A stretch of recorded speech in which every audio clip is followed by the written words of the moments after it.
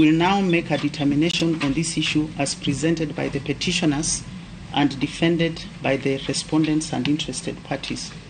It is worthy to note and emphasize that the decision in the Okiya Omtata case, as pronounced by Justice Mrima, was stayed by the Court of Appeal.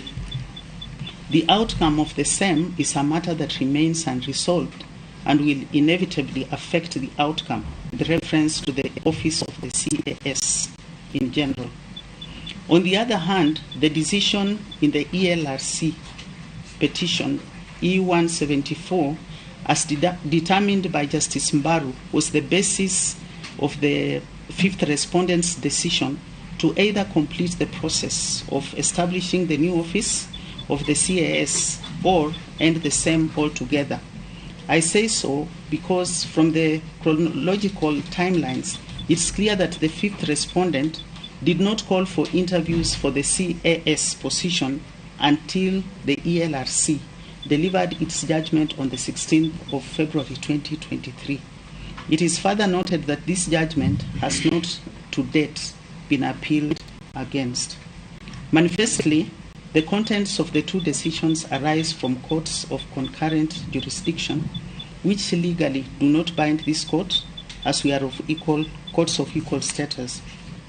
This was underscored by the Court of Appeal in the case of Bellevue Development Company versus Francis Ikonyo. Be that as it may, this court cannot turn a blind eye to the first and fifth respondents' actions. It is clear that the first and fifth respondents' hearing, owing to the adduced correspondence before this court, in an attempt to comply with the law and the pronouncement of the High Court, established a new office of the CAS based on the orders issued. This compliance was given the green light by the ELRC in its judgment by Justice Mbaru, which cannot be ignored. This act was in line with PSC's mandate under Article 234, 2A, Roman 1 of the Constitution, which makes known that one of its powers and functions is as follows.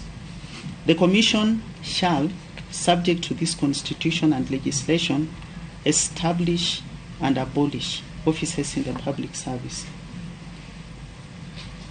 My opinion on the preceding point is informed by the Supreme Court observation in the case of Attorney General and two others versus D and 17 others.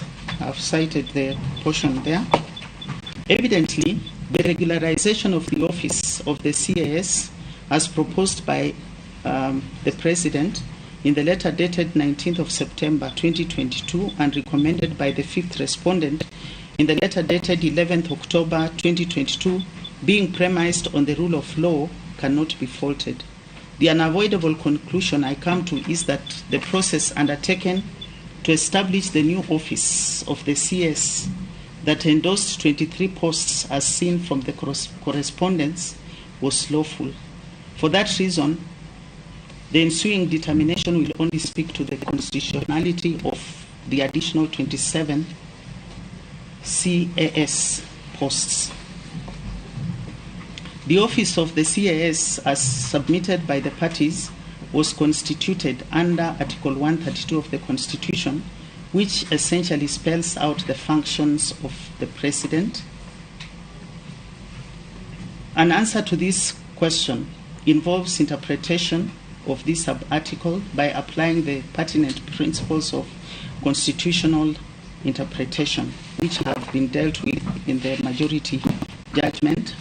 But I have referred to the Supreme Court case of Evans, Odhiambo Kidero, and four others versus Ferdinand Waititu, and the case of Communications Commission of Kenya and five others versus Royal Media Services Limited. And guided by the law and opine above, I find one of the facets of a holistic interpretation to be an interrogation of the past. Fundamentally, the question is what informed the description of the functions of the President before the promulgation of the Constitution 2010. I've referred to the final report of the Constitution of Kenya Review Commission, which states that on the attributes of the President, they envisioned and noted the citizens' contributions. With respect to the office of the President, that one, the President should not be above the law. A majority asserted their concerns were that it should be possible to prosecute him or her for offences while in the office. In this regard, it was also suggested that the Constitution provide for the President's removal for misconduct. Two, the powers of the President should be curtailed. Kenyans felt that the President should not have the exclusive power to appoint senior government officers. It was suggested that for many of the appointments be vetted by Parliament, and that the President should not have the power to determine the election dates. Now, the Commission on this point concluded as follows at page 199. On this point concluded as follows at page 199. Presidency, the head of state, must be more than ceremonial. He or she should have reasonable powers. However, those powers should be limited. Excess powers upset the internal balance within the executive, and the principal function of the presidency would be to symbolize national unity and promote national integration, security of state, and protection of the Constitution. So it's clear from the historical point of view that Kenyans were keen that the President should have limited reasonable power that is exercised within the confines of the law. And turning to the attributes of the fifth respondent, which was categorized under the organs of the government, the committee at paragraph 13.65 under chapter 13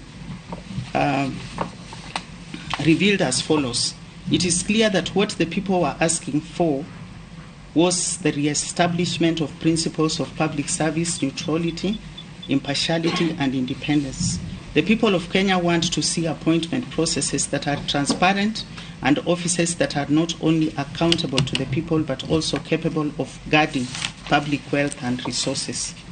So out of this conclusion, one of the first recommendations made by the committee was for the establishment of an independent public service commission. Article 132(4)(a) of the Constitution provides that the President can create an office in the public service in accordance with the recommendation of the fifth respondent. To my mind, the intention of this sub-article was to limit the President's power to create an office in the public service to the extent that the creation must be done in tandem with the fifth respondent's recommendation. The recommendation must basically be guided by the edicts of the Constitution and the law. It is apparent, therefore, that the two conditions as conceived were intended to be inseparable and work in harmony. This, in my view, was the intention of the drafters of the Constitution and the aspirations of the Kenyans. With this background in mind and principles of the constitutional interpretation, the question that crystallizes is whether the additional 27 posts in the office of the CS were properly constituted in light of the Constitution and the law. To answer this question, I will first examine how a public office under this article is established, and with reference to Article 132(4)(a) of the Constitution, the Public Service Act under Section 30 provides as follows. Recommendation to the President. 1. Where the President under Article 132(4)(a) of the Constitution requests the Commission to recommend the establishment of an office in the public service, the Commission shall act in accordance with the conditions provided for in this part. And then the conditions of establishment of an office in the public service is clearly provided for under Section 27 of the PSC Act. Fundamentally, for an office established under Article 132(4)(a) of the Constitution to be properly constituted, the same must satisfy the threshold set out under Section 27 of the Public Service Commission Act, as read with the provisions of Articles 10 and 232 of the Constitution. The number of persons that can be recommended for this position is not expressly stated in the Constitution or the PSC Act. Similarly, the requirement for approval of the National Assembly for the CSS position is not provided for. What is clear is that any post that is established must comply with the principles of the Constitution and Section 27, as read with Section 30 of the PSC Act. A look at the material before this court reveals that through the affidavit of Felix Koskei, the head of public service, dated 24th of April 2023, that on 23rd of February, the President wrote to the fifth respondent seeking a review of the complement of CIS within the public service to vary from 1 in each ministry to 1 in each state department. On the same day, the fifth respondent CEO, Mr. Rotich, wrote to the PS, Chris Kipto, seeking concurrence on the availability of funds to meet resultant expenditure on the additional posts of 27. The fifth respondent, in response to the President's letter, consented to this variation in its letter dated 27th of February. In the letter, the fifth respondent noted that the consent was based on workload attendant to the role of the CS and National Treasury's confirmation of funds. Following this communication, the President increased the complement of the office with an additional posts and asked the fifth respondent to recommend persons to be appointed, which it did. Additionally, in response to a letter dated 18th October and 2 letters dated 10th March 2023 by the fifth respondent, SRC wrote a letter dated 14th March to the fifth respondent advising it on the job valuation, grading, and remuneration and benefit structure for the said position. Soon after, the 2nd to 51st interested parties were nominated on 16th of March and appointed by the President on 23rd of March. From the letter dated 23rd of February 2023, it's discernible that the nature of the office of CS varied drastically. In the initial letter dated 19th of September 2022, the proposal was for 1 position in each ministry, except in the Ministry of Interior and Coordination. While in the letter dated 23rd of February, the proposal was a review of the complement of CS within the public service to vary from 1 in each ministry to 1 in every state department. This letter introduced a new element in the office that was not accounted for in the previous process that was found to be lawful. Furthermore, despite this vital additional aspect, the fifth respondent went ahead to make a recommendation without seeking further information and justification as required under Section 27 of the Public Service Commission Act. Likewise, the sequence and procedure that led to the establishment of the 27 additional CS posts did not involve adherence to the constitutional principle under Articles 10 and 232 of the Constitution. I therefore find that the manner of establishment of the additional 27 posts in view of Article 132, 4A of the Constitution, Sections 27 and 30 of the Public Service Commission Act, and the necessity of the fifth respondent's recommendation was unconstitutional. On the flip side, I find the establishment of the CAS office in the public service with 23 posts to be constitutional. The orders will be as proposed in the majority judgment. Thank you very much, Lady Justice Hedy Gungudi. I'll now ask my learned brother, the Honorable Justice Alim Fisram, to deal with 2 of the remaining issues before we pronounce the final orders. The next issue is what is the constitutionality of Section 26(2) of the SRC Act and the SRC Remuneration and Benefits of State and Public Officers Regulations 2013. Having considered the submissions of the parties as set out above, we take note that the arguments made by the petition in relation to that the fourth respondent refused to discharge duties and defend its independence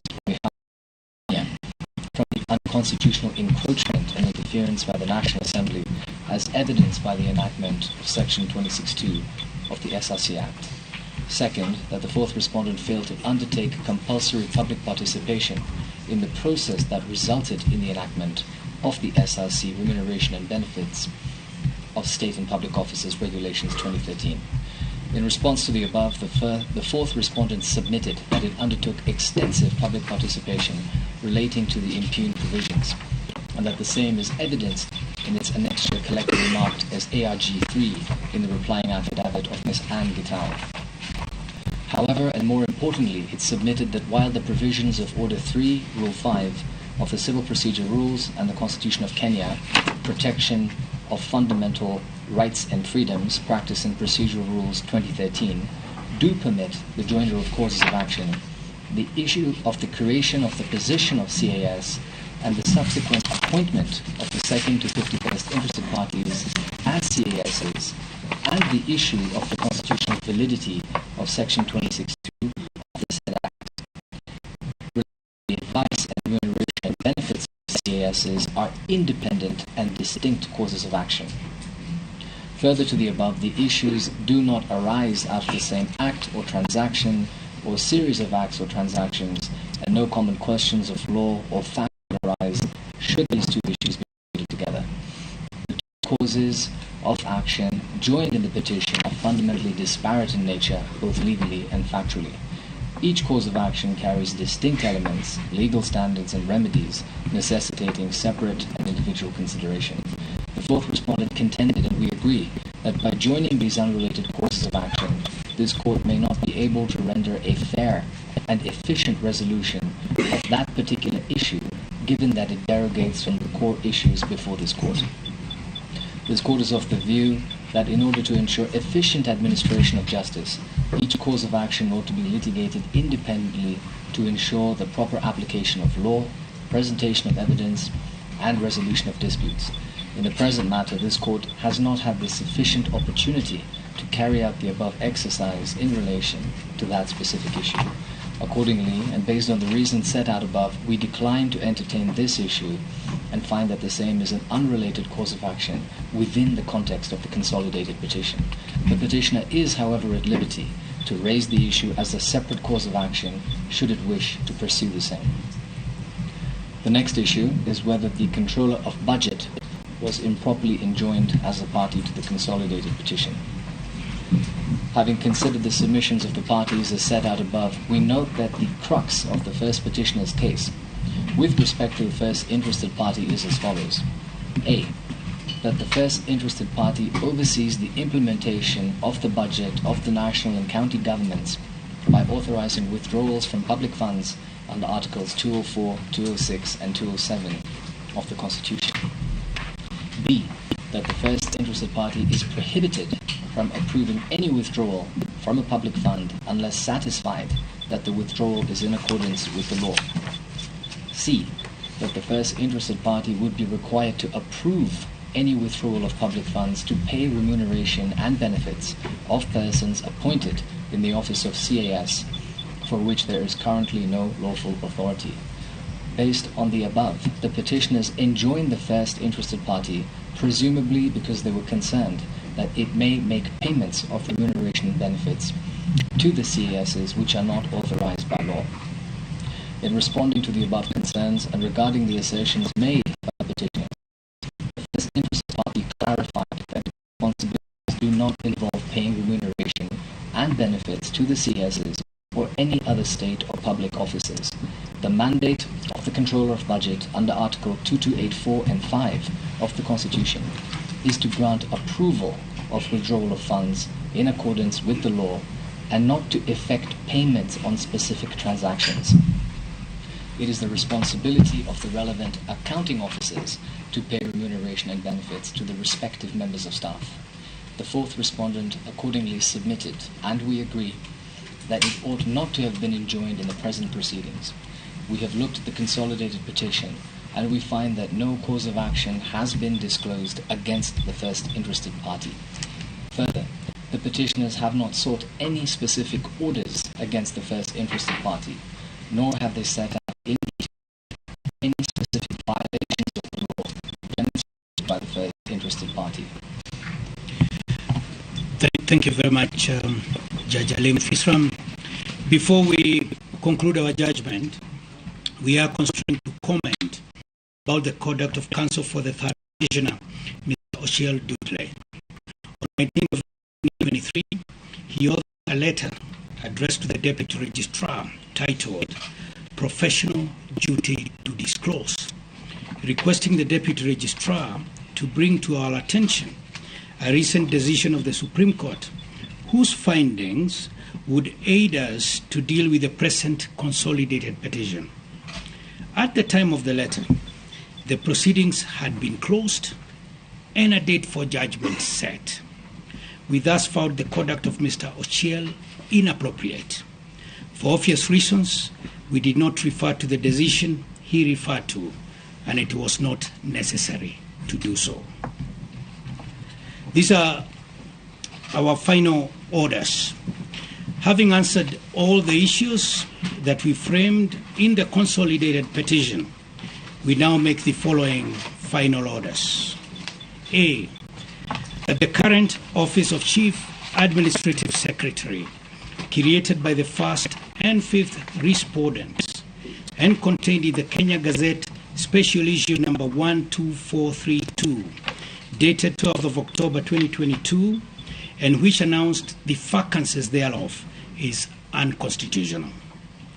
B, that whereas there was some reasonable public participation on the first complement of 23 Chief Administrative Secretaries, there was no such participation regarding the additional complement of 27 office holders. C, that the entire complement of 50 Chief Administrative Secretaries, which is to say all the second to the 51st interested parties, is unconstitutional.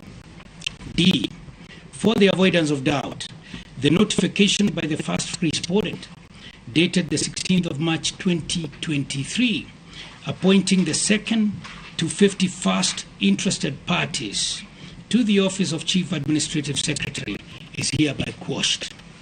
E, that the prayer that Section 26, subsection 2 of the Salaries and Remuneration Commission Act and the Salaries and Remuneration Commission, Remuneration and Benefits of State and Public Officers, Regulations 2013, be declared unconstitutional is disallowed. F, a declaration is hereby issued that the first respondent enjoys constitutional immunity from suit and was illegally joined into the proceedings.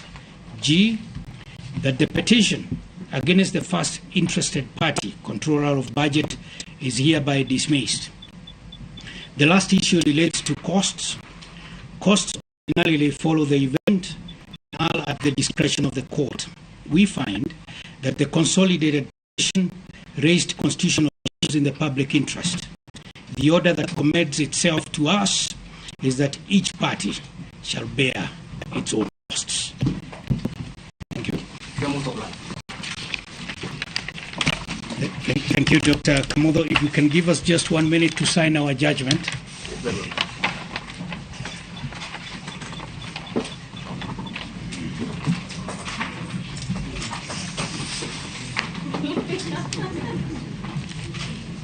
Shall I ask Mr. David, the President, to plead my case for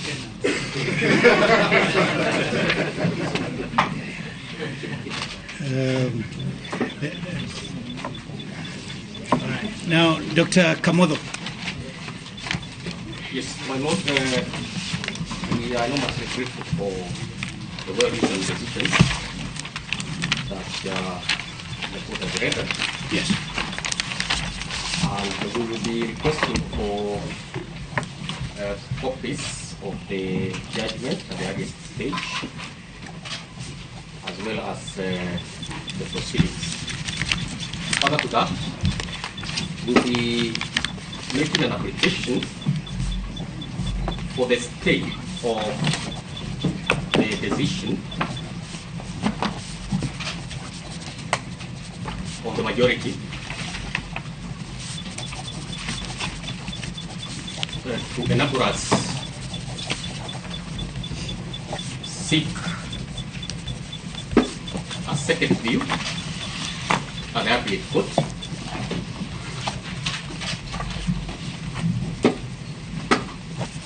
we'll be seeking for a stay of 60 days, which we believe is sufficient to enable us to process the proceedings and to prepare a proper record of appeal for delivery at the Court of Appeal. And this is founded on the reasons that we believe we have reasonable grounds of appeal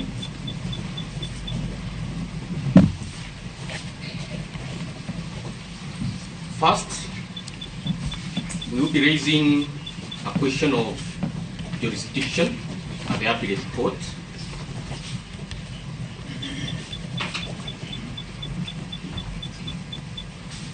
And just like the Honorable Court was able to arrive at different findings, we will also be seeking answers partially to some of the issues that have been decided,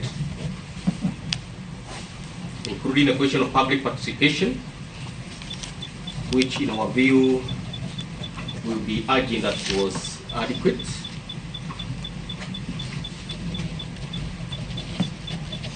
We believe it is necessary that a stay be granted because as we start now, we believe the court has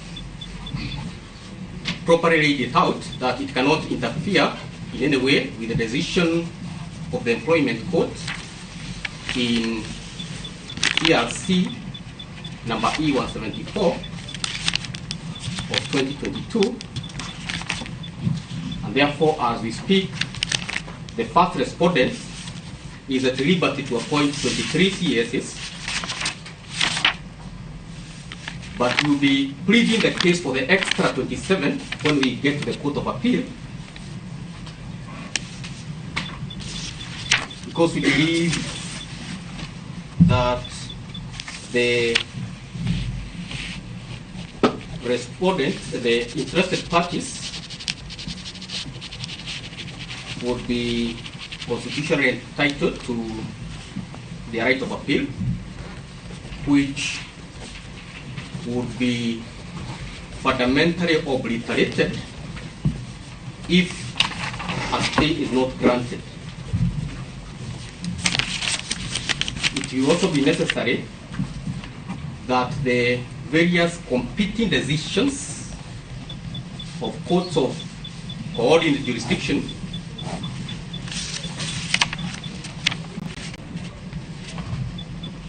including the majority and minority decisions, are harmonized, and our only port of call is at the Court of Appeal. And given that we are persuaded that we have an appeal that is promising and stands high chances of success, we'll be praying that the court be pleased to stay the orders issued today to enable the interested parties get a final position as would emerge from the Court of Appeal. I'm grateful, my Lord. Thank you, Dr. Kamotho.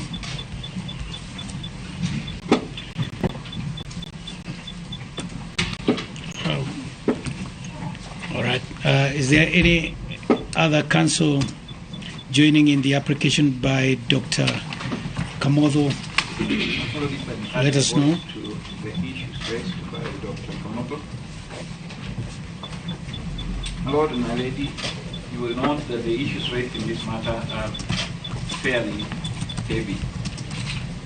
Not just heavy for the interested parties and the respondents, but for all the Kenyan people who also desire and who benefit from the services that have been rendered and are supposed to be rendered by the CAS. My Lord, my Lady, you will also note that the issues were heavy to the point that even your lordships have been unable to take a common position on all of them. It is therefore, in my humble submission, only fair that we interrogate these issues further, as we are lawfully entitled to, before a final position can be taken on the matter. Lord, my Lady, note further that there is another decision by a court of concurrent jurisdiction that is being affected by this decision, given that the position taken by the majority decision is not on force with the position that has been taken by the Employment and Liberalization Court. It would therefore be proper that any adverse implications of this decision be stayed temporarily so that finality can be achieved on some of the issues. Lord and Lady, and that we believe will not be too much, and besides, it will be in the best interest of justice. Thank you, Dr. Arwa. Mr. Wanyama? Yes, my Lord. I also agree that the peculiar circumstance of this matter, from a public policy standpoint, especially on the fact that there's a decision from the Employment and Labor Relations Court. We have the Murima decision. And then now you have this bench majority decision. Ordinarily, members of the public would want consistency on what is coming from the courts. And the best way to resolve that question of apparent conflict of decisions from the courts is through the appellate mechanism. And public policy will then support that approach. My proposal will be that given that the status, a stay of 90 days as opposed to 60 days. The 90 days will be sufficient enough to warrant an interrogation even at the preliminary stage of the Court of Appeal on that question for its judicial stability. On the question of prejudice, the petitioners don't suffer prejudice if stay is granted for that fundamental question to be interrogated. The reason is that this is a matter which is a decision in realm. Therefore, they have no nexus, as it were. It benefits the public if the Court of Appeal determines that question. So we'll be asking for 90 days instead. Thank you. Thank you, Mr. Wanyama. Yes, my Lord. Yes, Mr. Bita. I wish to join the application seeking a stay of the decision of the Zonal Court. My Lord, the first point I will make is that the court has jurisdiction to issue the order sought, which is within your purview. The second point, my Lord, is that from the perspective of rights of the interested parties, my Lords and my Lady, this dispute touches on fixed term contracts, and which, if the decision of the Honorable Court is to take effect, is not reversible,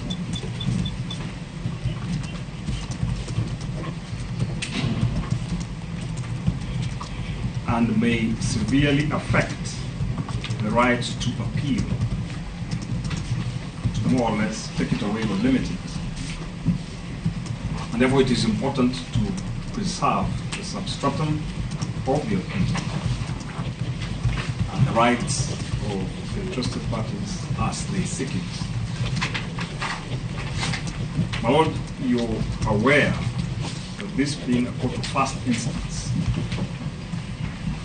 in constitutional litigation, parties have constitutional rights to pursue the appeal, and therefore we're seeking a stay to facilitate the exercise of that constitutional right. I think that would be all in terms of supporting the application. My Lord, I will support 90 days because, my lords and my lady, you're aware we have an intervening court vacation. And for all practical purposes, it may not be practical to have a similar application filed and determined within the month, noting that the cause list in the Court of Appeal is usually a monthly cause list. So in light of that fact, we believe that a longer period of stay would not render the exercise of that request for to allow the parties to pursue an appeal needed. Thank you, Mr. Bita. Mr. Noora, you want to add something? Yes, my lord. It would be remiss of me if I don't add anything, having a majority of the clients in this matter. They might as well fire me if I don't comment. So, my lord, just to add on what Mr. Bita and Mr. Wanyama have stated, the court, in its judgment, in delivery of its judgment, raised in the preliminary or at the beginning, at the commencement, an issue of neatness with several other judgments that have been issued by courts of concurrent jurisdiction. So, as it stands, we have a decision in E174, the Merima decision, an appeal pending in the Court of Appeal, a decision in terms of stay given by the Court of Appeal, the majority decision of this court, and the dissenting decision of this court. So it is my opinion that before we started, where we started and where we are right now, in terms of neatness, we are worse off, with 5 decisions that are hanging. It is important that we have uniformity from the Court of Appeal, and that can only be possible if this court grants a stay of 90 days for us to be able to appeal. I completely agree with the Land Council Wanyama that 90 days would be sufficient for us to approach the Court of Appeal and get uniformity of these decisions. Just to emphasize on the importance of the stay, my clients, who are around 46 of the chief administrative secretaries, are persons who have already been sworn into office. And what was pending is an order of this honorable court staying or stopping them from conducting their duties as chief administrative secretaries. Should the orders of the court today take effect, essentially that would be reversing the same, and it would not allow them an opportunity to appeal. It would completely destroy the subject matter of their appeal. So therefore, my lady and lord, I pray that this honorable court grants a stay for 90 days to allow it. That is.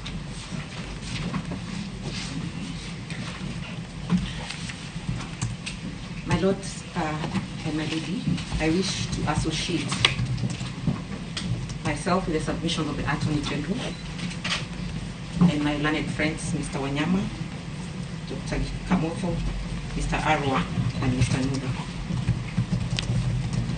My lord, but I wish to state that if for any reason whatsoever we do not find it fit to grant a stay, I would plead that at the very least you grant a stay on your finding on the 23 CAS positions. My lord, I wish to submit that it is in your judgment that there was some form of public participation for the 23 positions. It is also in your judgment, and you agree that the Public Service Commission abolished the first CAS positions that were established in the year 2018. My lord, the petitioners will not suffer any prejudice should the 23 positions be, the position on the 23 positions be stayed. Because, my lord, as is clear from the petitions, the greatest challenge was on the additional 27 positions. We urge you, my lords and my lady, to save the 23 positions by way of an order of stay. And I do submit that 90 days stay would be sufficient to enable us to pursue the matter in the Court of Appeal. I submit, my lord. Thank you, Ms. Manani. Any reply from the petitioners? Mr. Ogada. Your Lordship, thank you very much. Mr. Matindi has made me aware that he is not able to communicate to the court. The court's attention, perhaps he will be allowed to speak if he has anything to say. On behalf of the second petitioner, the Law Society of Kenya, the application for stay is proposed for the following reasons. The court will note that there has been a stay, and that stay is still in existence. The terms of the stay orders were to the effect that all nominees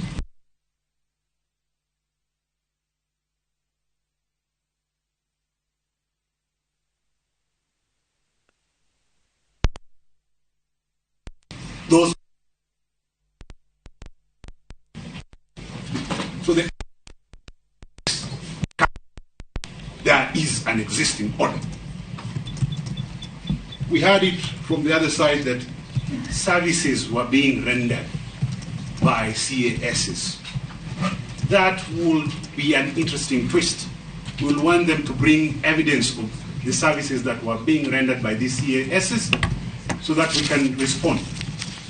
In a nutshell, we want a formal application brought so that all petitioners can respond. Because when you say services were being rendered contrary to existing court orders, it is a requirement in equity that you come to court with clean hands. And therefore, if services were being rendered contrary to court orders, the petitioners will have enough to say. Third, when an act has been declared unconstitutional, as has been declared by this court, an order for stay cannot reverse that position. Stay can only be on the execution, but a declaration of unconstitutionality can only be reversed on appeal. So we urge them to please exercise their right of appeal, and the petitioners will meet them there. We also heard that prejudice will be suffered by the other side because the courts are going to vacation. We all are aware that the Court of Appeal has a duty judge on vacation. There are vacation rules that allow for filing of applications under those rules. Therefore, let them file here, give the petitioners an opportunity to respond to formal filing. We are also told by the other side that there is need for uniformity for the myriad of decisions that they claimed. We urge them again. Let them go make that argument on the merits, and the petitioners will be ready to deal with them. And therefore, the position for the LSK is that we object to that application of stay. Let them file something formal. We will be ready to deal with it. Thank you. If I may respond. If Your Lordship allow me also to voice my concerns and supports to... Okay. Can we hear the Mr. O'Shea for the third petitioner? Are you saying anything? All right, then he has yielded to you, Mr. Matwere. Proceed. So could I say something, my Lord? You did not seem eager to say something. I was still thinking about the court's earlier order, which is the only bit of the decision I will concede to a stay on. Nonetheless, my Lord, allowing the stay as requested would mean that the dissenting opinion becomes the majority opinion, because it would remain the statement of law. So we request you to reject the application for stay. Also because it would mean that all the things that the majority decision or the court's decision has found, because the majority decision becomes the decision of the court, do not exist. It would be as if we did not find the appointments unconstitutional. We say nothing about the impact on the public purse and the burden on the taxpayers. So reject the application. If they insist on it, let them make a formal application that we can interrogate and look at. And being my first opportunity to speak, my Lord, allow me to request Mr. Theory to address the court concerning my performance of the duty to disclose a recent and relevant and binding Supreme Court decision that as advocate I am bound to disclose. I disclose it, the court finds my conduct inappropriate. Completely inappropriate. But now, Mr. O'Shea, we are dealing with an application for stay. The matters of discipline fall in another body headed by your president and certain other bodies. The less we say about it, Mr. O'Shea, the better. Mr. Matwere. Your Lordship also allow me to side with the colleagues in opposing the application for stay. Firstly, on account of the fact that having rendered your decision, it is my considered opinion that you have become factors official. It is therefore not open for you to issue any orders that may seem to countermand the same decision that you rendered today. In the event that the respondents and interested parties like desires of moving to appeal as they have indicated, they will make a formal application so that us, the petitioner, has also given a chance to respond on the application on merits. That shall be all. Thank you, Mr. Matwere. Mr. Arrow, if it is a response, I would have to go back in the original order. I would ask Dr. Kamodho to speak, followed by you, Dr. Alwa, and then Mr. Wanyama. And I'm not encouraging you to speak, just in case you feel seriously that you need to say something. Then Mr. Bita, Mr. Nura, Ms. Manani, and Mr. Ogadel in that order. Thank you, my Lord. First, briefly in response to...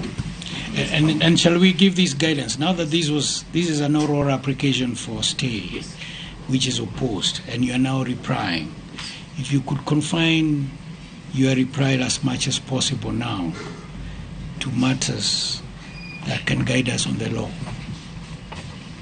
Thank you, Dr. Kamodho. Proceed. Yes, I will squarely do that, my Lord. So we reiterate that our plea for stay is well-founded, despite now the issues that have been raised by the other side. First, because it's not the initial time that the court has taken such route. When the Honorable Justice Murima found that there were some infractions in the Okia Umtata versus PSC case, he provided for an inbuilt stay for regularization of what the court had pointed out. Because part of what the court exists to do is to offer guidance so that as institutions keep growing, they benefit from the wisdom of the court. So in that case, the Honorable Justice Murima allowed the CASs to remain in office, despite the finding that there were issues that touched on the constitutionality. And the current matter before you, my lord and my lady, is equivalent in character. And we would, as much as you have borrowed from the jurisprudence in that decision by Honorable Justice Murima, we urge that you find it appropriate to grant an inbuilt stay mechanism to facilitate for the next course of action that we intend to pursue. Further, my lord, the Court of Appeal itself, when the matter reached the Court of Appeal in civil application number 131 of 2021, now being PSC versus Omtata, the court did grant a stay.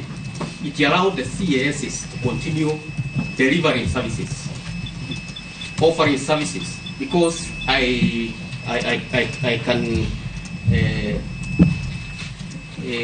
persuasively state that the purpose of having the CASs is to ease on the burden that is currently bedeviling the CSs. They are only 22 in number, so many duties, and that impairs their efficiency levels. So they need more hands on deck to aid service delivery to Kenyans. It must not be perceived that the CASs are deeply craving and hungering for positions for aggrandizement. I believe the reverse is true, that they are eager to offer services in the offices that have been appointed to. There was an issue pointed out by Mr. Oganda that the stay orders are still in force, but I believe those were orders pending the hearing and determination, which have now lapsed and start spent.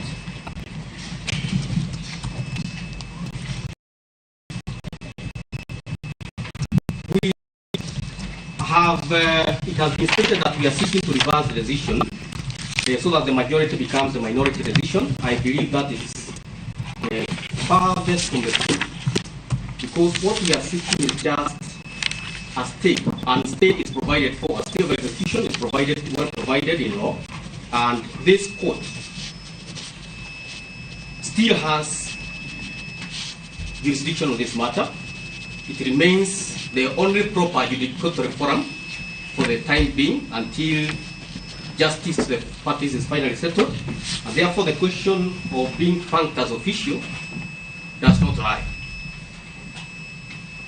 The court still has mandate to grant the relief that we are seeking, and we fervently pray that the court considers the pride, not just of the parties, but the pride also of the who would start benefiting from the services of the 27 CSs whose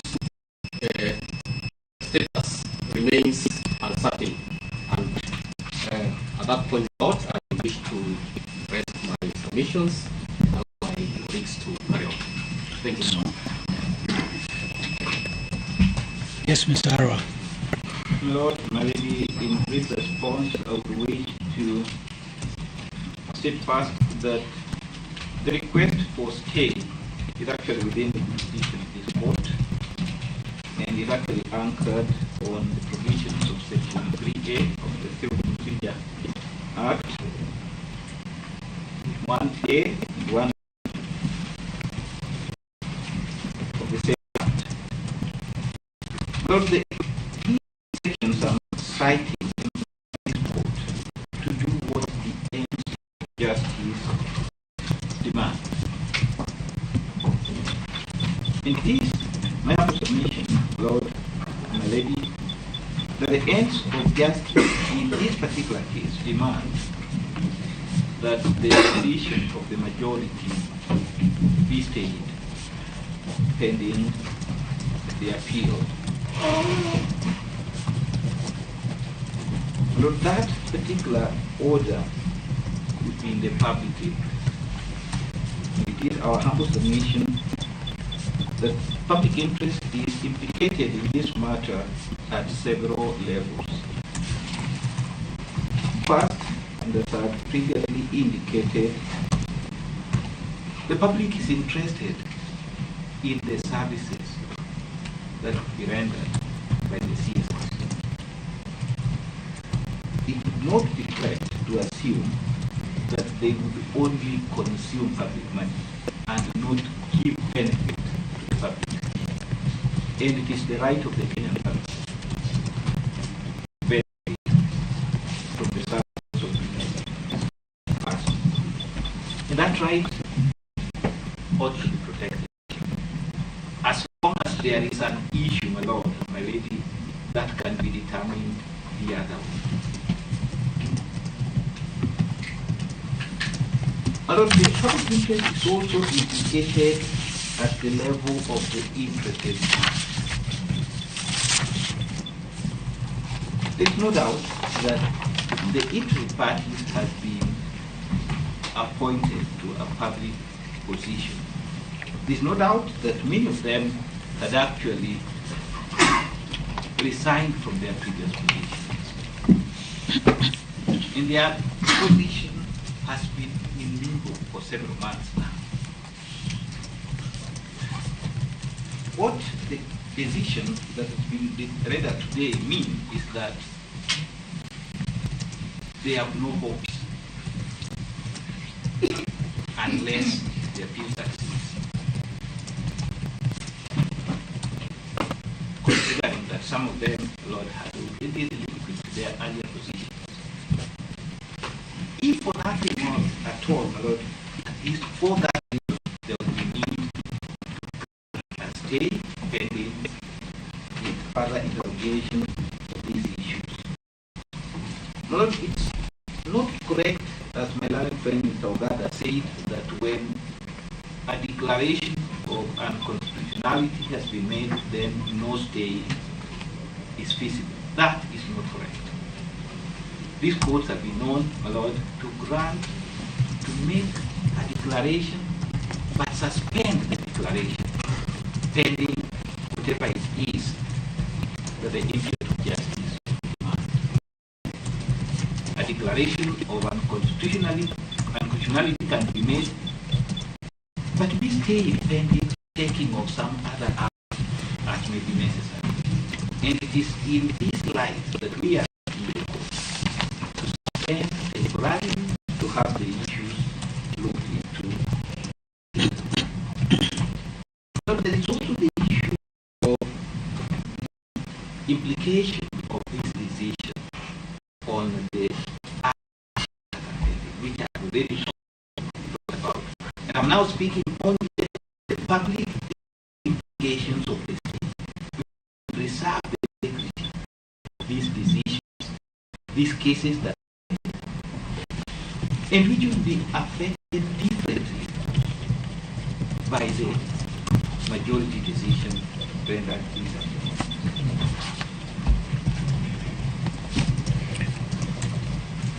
Lord, there is a statement made by my learned friend Mr. Gada that he would require clarification of the services that the CSS have been rendering. But when I talk about that the public gets from the CSS, I'm not referring to this particular CSS. So there will be no need to do any such clarification.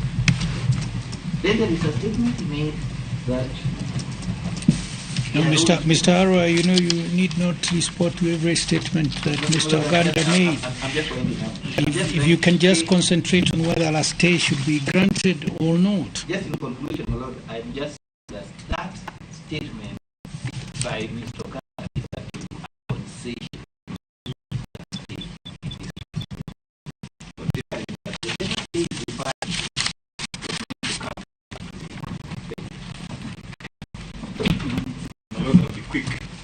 Don't take a lot of time.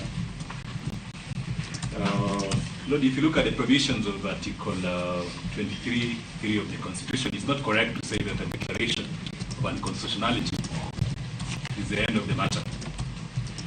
The court has jurisdiction under that clause in the Constitution to grant, and I underline, an appropriate relief. An appropriate relief in this case includes a stay order. And listening to the majority judgment, you'll get the feeling that this is one of those special cases where stay shall be granted. The reason is that we have another decision from the Employment and Labor Relations Court, which this court says is not binding to it, and it proceeds to render its own decision. And because of that particular conflict, a situation-sensitive aspect arises which requires determination by the Court of Appeal for jurisprudential ability. And that's the reason why we are pleading for stay for 90 days. Thank you. And, then after that, I had Mr. Bita. Do you want to add your voice? Yes, just a few lines. I'll pick up from what my colleague Mr. Wanyama said. Lord, you realize from the architecture of our Constitution that the Constitution contemplates that the High Court can actually make errors in interpretation of the Constitution. And it confers to parties a right to appeal. So that is where we're coming from, that the possibility that your decision may have been made in error. The Constitution is alive to that. And we are urging the court to allow the parties in exercising that right to preserve the substance of the appeal. Secondly, my Lord, as Mr. Wanyama has said, you have a scenario where we have two courts of concurrent jurisdiction differing on a specific interpretation of the Constitution. Not just two courts, because we have a dissent even in this bench.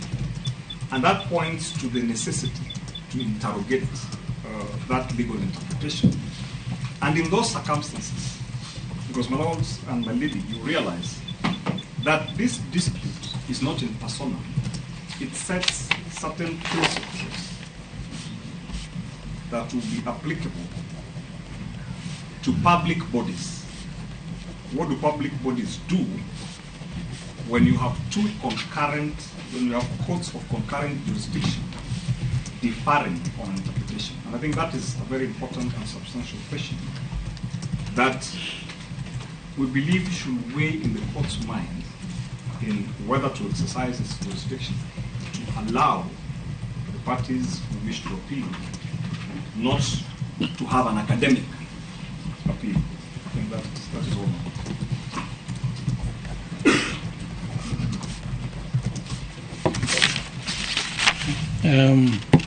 After that, I had Mr. Noora and then Ms. Manani, in case you have a reply to make.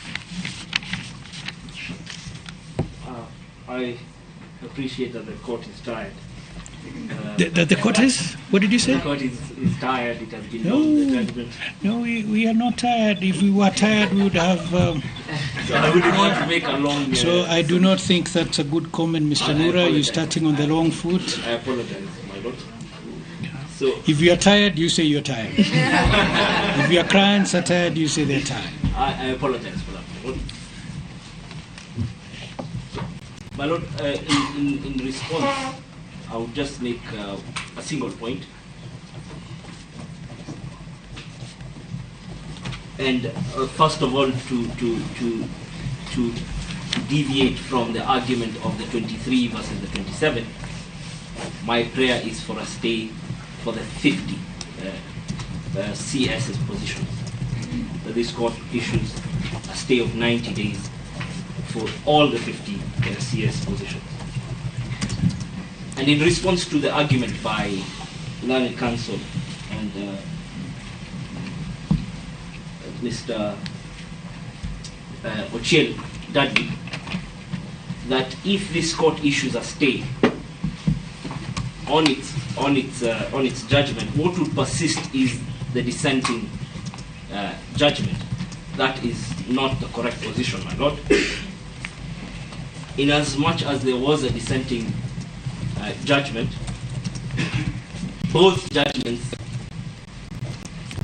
fed into the same orders.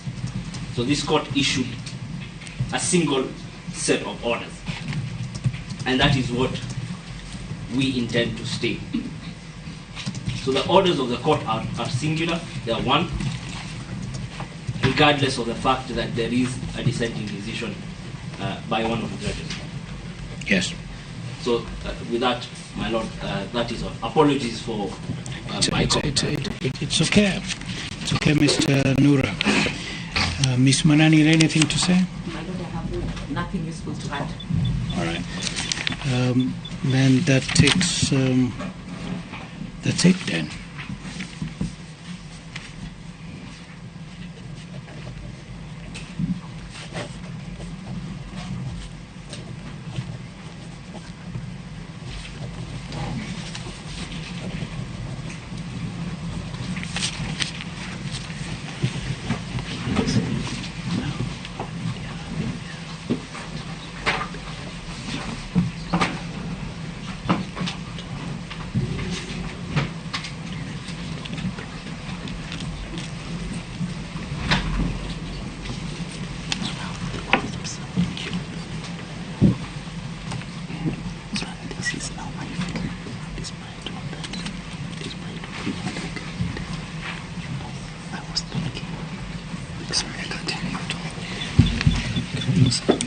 We are whispering to each other because the media equipment is here and it's recording us.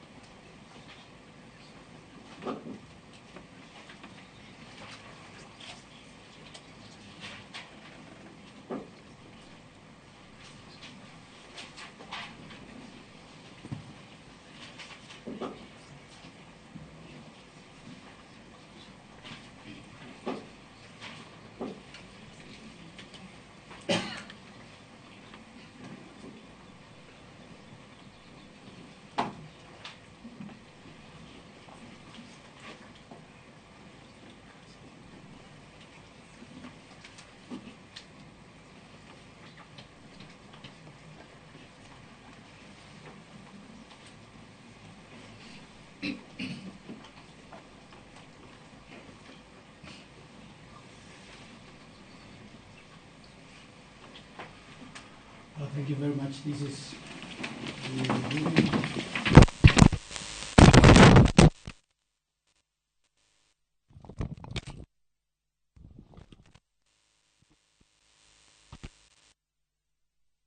that relief. Stay sought is for purposes of lodging an appeal.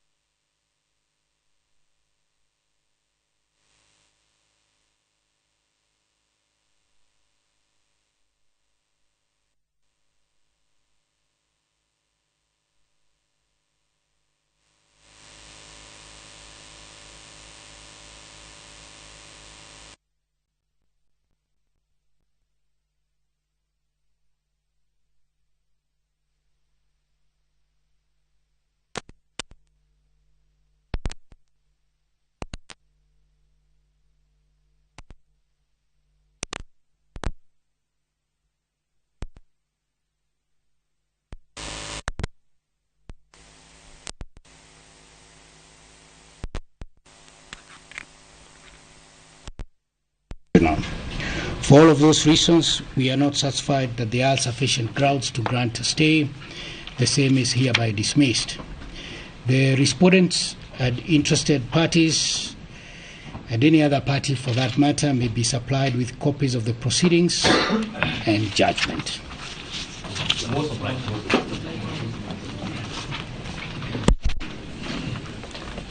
Yes, Mr. Deuri, you are on your feet.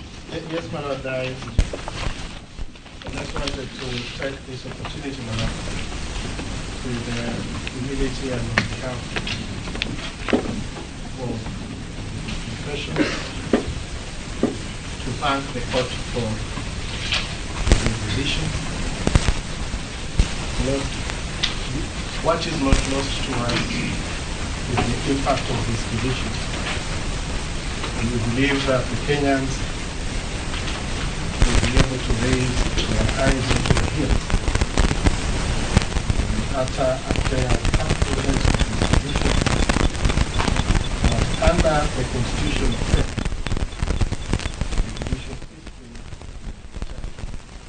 sovereignty. You know, these are overall realignment.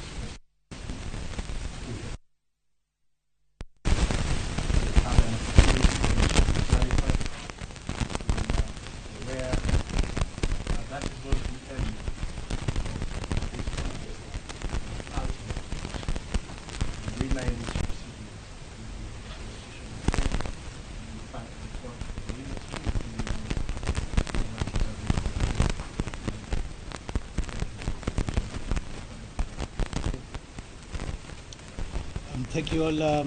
We never let that part of the judgment, but in the body of our judgment, at the end of your submissions, we have thanked you all for your industry, and those submissions, you'll find them in the judgment that we've already signed. Thank you. There being no other matter, the court will now adjourn.